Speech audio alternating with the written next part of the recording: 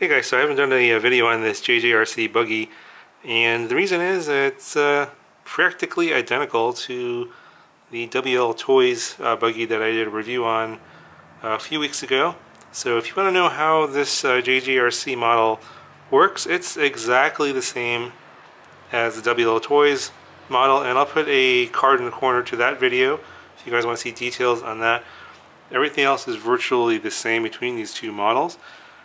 Except the fact that the RC model here does not claim the waterproofing claim that the WLToys model offers. So if you want waterproofing, then I would recommend getting the WLToys, but if you don't need that, I think the RC model is a little bit cheaper. But for this video, I'm going to do a little FPV with this because I got a lot of requests on that video for the WLToys to FPV this model, but I'll just go ahead and FPV the RC.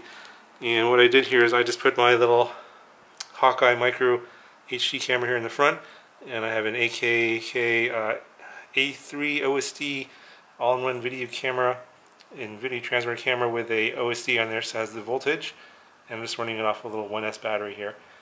Yeah, let me know what you guys think of FPVing this kind of stuff.